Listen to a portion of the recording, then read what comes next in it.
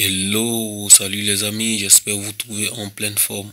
Pour ceux qui ne me connaissent pas encore, je suis le sensei de l'Académie Ninja de Konoha. Aujourd'hui, on se retrouve encore pour une nouvelle histoire d'un ninja de légende.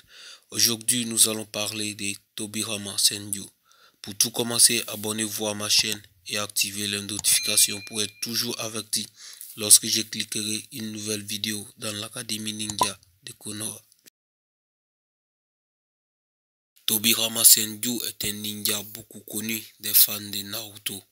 Il est le deuxième Hokage du village caché de Konoha et le petit frère de Hashirama Senju, le manière du légendaire Mokuton, par ailleurs le premier Hokage de ce village. Malheureusement, les détails sur l'enfance de Tobirama n'ont pas été abordés dans le manga, mais nous savons tous que Tobirama a vécu à la même époque que Hashirama, premier du nom. Donc nous pouvons affirmer que lors de l'enfance de Tobirama, les guerres interclans étaient l'identité du monde shinobi, spécialement les guerres entre les clans Uchiwa et les clans Senju dont il est issu. Tobirama est donc né dans la période des états de guerre interclans. Il était le deuxième fils de Botsuma, le chef du clan Senju. Lui et ses trois frères, dont Hashirama, ont grandi sur les champs de bataille en menant les guerres contre les clans rivaux, en particulier les clans Uchiwa. À cette époque, la paix était impossible à maintenir et les ninjas ne vivaient que par la loi de la jungle, car les plus faibles se faisaient dévorer littéralement par les plus forts. Ainsi, durant cette guerre et ces terribles affrontements, Tobirama a vu ses frères du clan Senju tomber sur les champs de bataille, lui et son frère Hashirama, ce qui a permis à Tobirama de forger son mental et de devenir plus tard un ninja d'exception. En grandissant, Tobirama a développé des compétences ninja exceptionnelles et est devenu un maître dans l'utilisation du ninjutsu. Un jour, en suivant Hashirama, Tobirama découvrait qu'il rencontrait un jeune garçon du nom de Madara, un jeune Uchiwa de surcroît. Tobirama s'empressa alors de raconter cette histoire à leur père.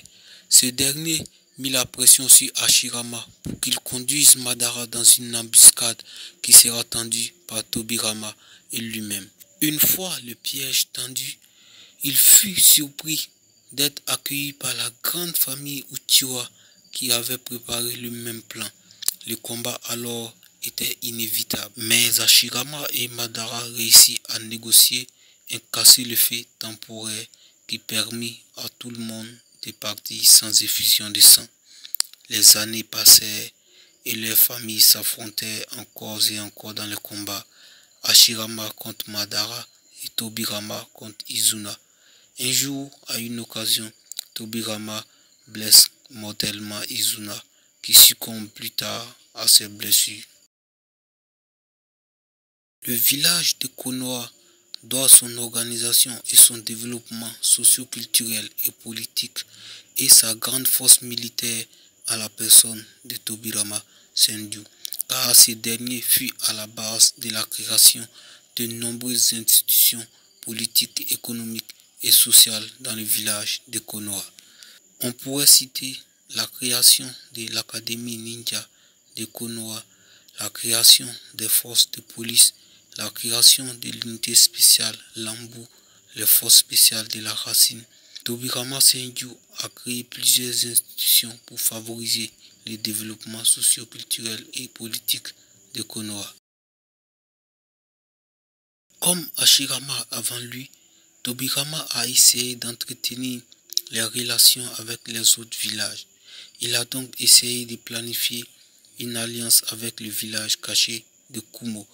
Mais lors de la cérémonie officielle de l'alliance, lui et le second Raikage ont été victimes d'un coup d'état organisé par les frères d'or et d'argent de Kumo. Nous étions en plein dans la première grande guerre shinobi et l'équipe de Tobirama ainsi que Danzo Shimura de Torifu Akimichi et Kagami Uchiwa ont été encerclés par la brigade de Kinkaku de Kumo.